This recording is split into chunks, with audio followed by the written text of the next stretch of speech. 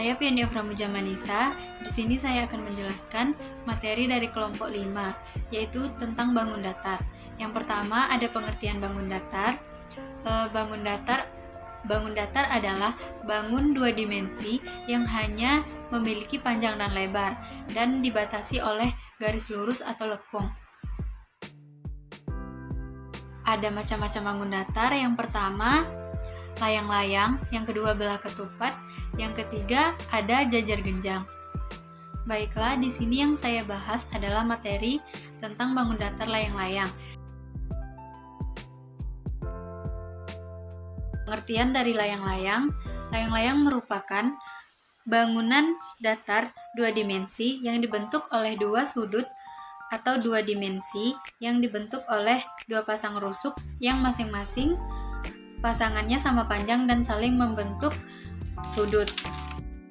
Layang-layang memiliki sifat-sifat tertentu, yaitu di sini sudah ada gambar layang-layang. Untuk yang pertama itu sifat layang-layang tadi ada layang-layang memiliki 4 sisi dan 4 titik sudut. Nah, di sini kita buat, di sini ada A. Nah, di sini kita buat B.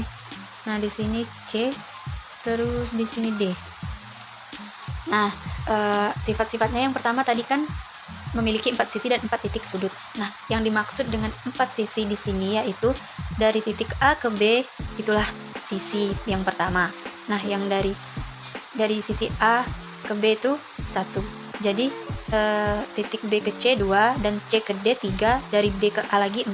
Nah, maka yang disebut 4 sisi itu ya ini 1, 2, 3 dan 4.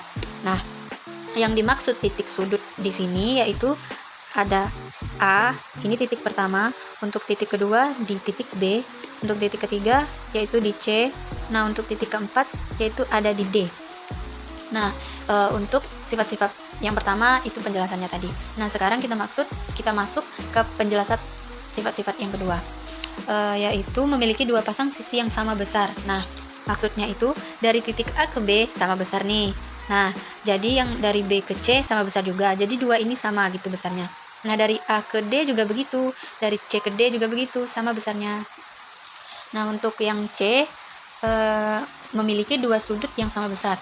Nah, sudutnya itu kan tadi dari A ke B sama kan titiknya, titik 1 ke titik 2 gitu, sama besar. Terus titik B ke C atau 2 ke 3 sama besar. Jadi untuk titik yang sama besar itu dari sini ke sini, sini ke sini. Nah, sama besar gitu. Nah, untuk yang selanjutnya sifatnya diagonalnya berpotongan tegak lurus. Nah, diagonal itu yang disebut diagonal itu yang ini. Ini diagonal, ini juga diagonal. Nah, di sini kita buat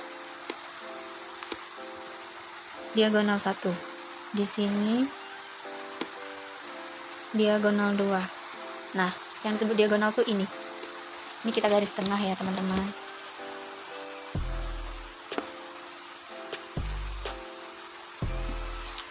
Oke.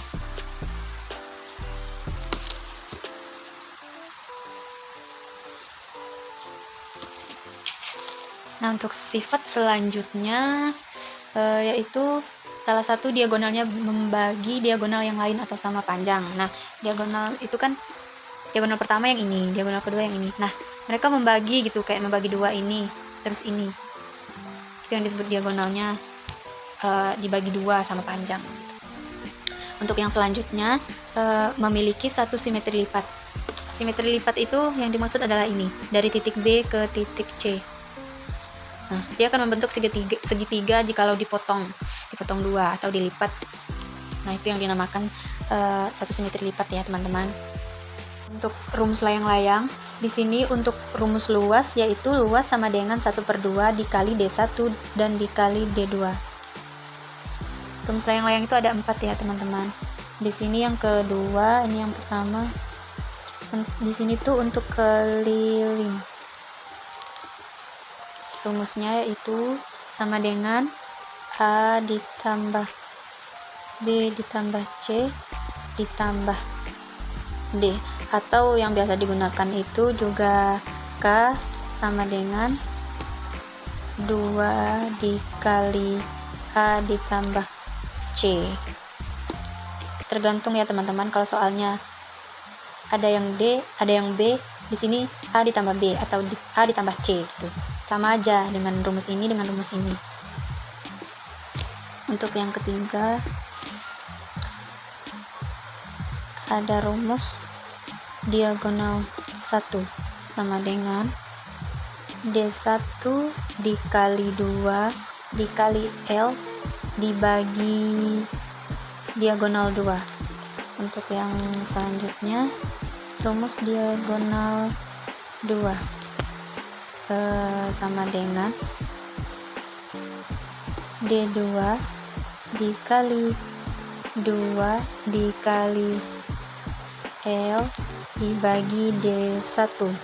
Nah, itu yang teman-teman untuk rumus dari layang-layang. Saja kita masuk ke contoh soal yang pertama, yaitu di sini sudah diketahui diagonal satunya sama dengan 10 cm dan diagonal 2-nya di sini 15 cm. Dan yang ditanya itu luasnya berapa. Jadi kita rumusnya untuk mencari luas di sini kita pakai rumus yang pertama, yaitu luas sama dengan 1/2 dikali D1 dikali D2. Nah, langsung saja kita masuk ke jawabannya, yaitu L sama dengan 1/2 dikali D1 dikali D2. Nah, D1 tadi sudah diketahui yaitu sama dengan 10.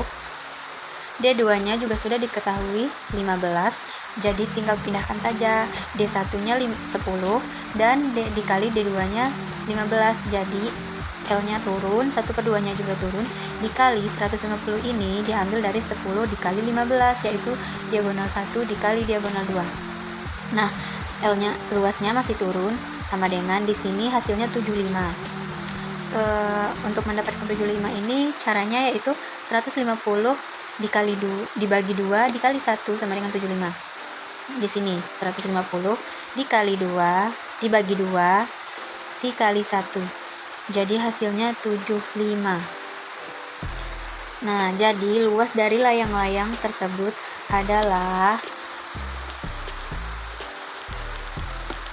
luasnya adalah 75 cm kuadrat. Perkenalkan, saya Kansa Risa Sayuti. Di sini saya akan menjelaskan mengenai belah ketupat. Apa sih belah ketupat itu? Nah, menurut KBBI, belah ketupat didefinisikan sebagai bangun datar bersegi 4, sisinya berhadapan sejajar dan sama panjangnya. Sama seperti bangun datar yang lainnya yang mempunyai karakteristiknya masing-masing, belah ketupat juga mempunyai ciri-ciri tersendiri yang membuatnya beda dari bangun datar yang lain. Nah, ciri-ciri belah ketupat yaitu yang pertama, memiliki dua pasang sisi sejajar dan sama panjangnya. Yang kedua, memiliki sisi yang sama panjang, yaitu sisi AB, BC, CD, dan AD. Ketiga, memiliki dua pasang sudut yang berhadapan sama besar, yaitu sudut ABC dengan ADC dan BCA dengan BAD. Keempat, memiliki dua diagonal yang saling berpotongan tegak lurus, yaitu diagonal AC yang disebut dengan D1 dan diagonal BD yang disebut dengan D2. Selanjutnya kita lanjut untuk mengetahui rumus mencari keliling dan luas belah ketupat. Yang pertama yaitu rumus keliling belah ketupat. Nah, yang sudah disebutkan tadi terlihat kalau belah ketupat ini memiliki 4 sisi sama panjang yang ditandai dengan S atau sisi. Jadi, jika dijabarkan, rumus keliling belah ketupat adalah keliling sama dengan S tambah S tambah S tambah S atau 4 kali S. Nah, yang kedua yaitu rumus mencari luas belah ketupat, yaitu luas sama dengan setengah dikali D1 dikali D2. Dengan keterangan L adalah luas belah ketupat, K adalah keliling belah ketupat, D1 dan D2 adalah diagonal belah ketupat. Selanjutnya kita masuk ke contoh soal. Nah, setelah mengetahui rumus-rumus yang sudah dijelaskan, sekarang marilah kita masuk ke contoh soal penyelesaian luas belah ketupat. Nah, di sini ada soal, yaitu sebuah belah ketupat memiliki ukuran diagonal 10 cm dan 15 cm. Maka, luas belah ketupat tersebut adalah dengan menggunakan rumus luas, yaitu luas sama dengan 1/2 dikali D1 dan dikali D2. Nah, di soal sudah kita ketahui bahwa masing-masing diagonalnya yaitu 10 cm dan 15 cm. Maka tinggal kita masukkan ke rumusnya. Setengah atau 1/2 dikali 10 dan dikali D2-nya 15. Hasilnya 1 sama dengan setengah dikali 10 dikali 15 sama dengan 150. Artinya setengah dikali 150. Nah, 1/2 dikali 150 itu hasilnya 75. Jadi, luas keliling belah ketupat untuk diagonal 10 cm dan 15 cm itu adalah 75 cm kubik. Itulah penjelasan yang dapat saya sampaikan. Selanjutnya akan dilanjutkan oleh materi jajar genjang yang akan dijelaskan oleh M. Syah dan Lutfi. Perkenalkan, nama saya Muhammad Syah dan Lutfi. Di sini saya akan melanjutkan dan menjelaskan materi dari teman saya, Kansa Risa Sayuti.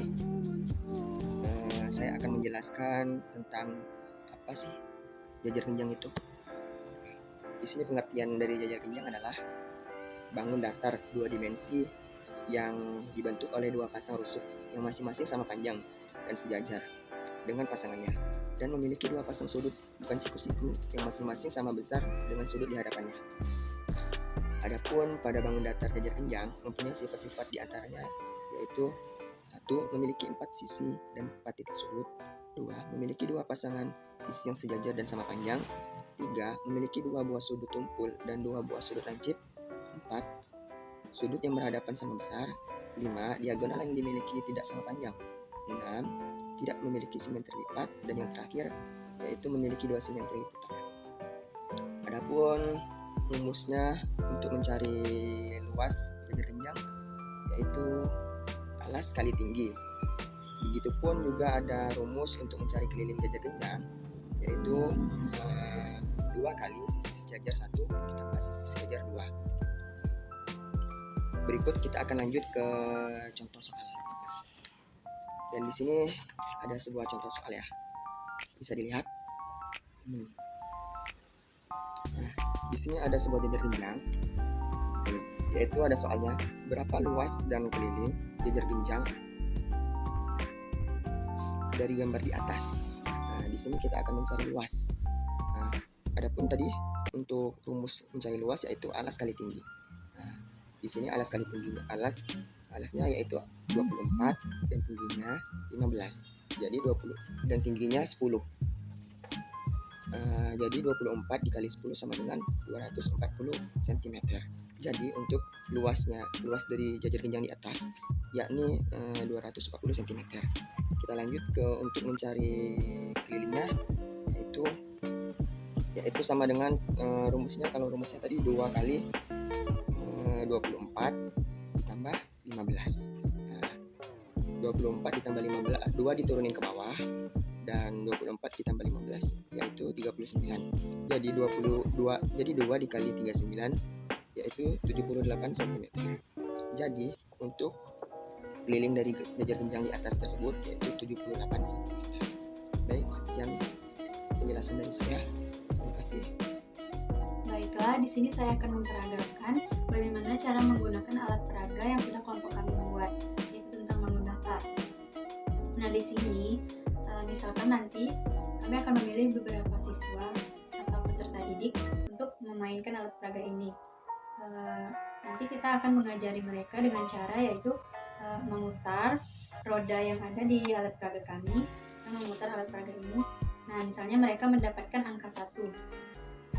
Nah, nanti kita akan menggulung-gulung sebuah kertas dengan membuat nomor di sana yang sudah berisikan beberapa soal. Misalnya ya, mereka mendapatkan angka 1. Jadi slot yang sudah kita buat tadi kita ambil dengan mengikuti angka yang ada di roda tersebut, yang ada di roda media pembelajaran kami, yaitu angka 1. Nah, kita lihat soal apa yang mereka dapat. Di sini saya mendapatkan soal tentang sebuah layang-layang, yaitu mencari luas layang-layang. Nah, nanti mereka akan kami suruh melihat di mana rumus apa yang dipakai. Jika soalnya di sini tentang layang-layang, berarti rumus yang dipakai yaitu tentang layang-layang. Dilihat juga di sini yang ditanya itu apa. Kalau luas, berarti mereka memakai rumus luas layang-layang. Jika keliling, maka mereka akan memakai rumus kelilingnya layang-layang. Begitupun untuk media yang belah ketupat dan juga jajar genjang. Baiklah, sekian penjelasan dari tentang alat peraga yang sudah kami buat dan media pembelajaran yang sudah kami buat. Semoga teman-teman semua dan peserta didik mudah memahami dan dapat mereka pahami dengan baik.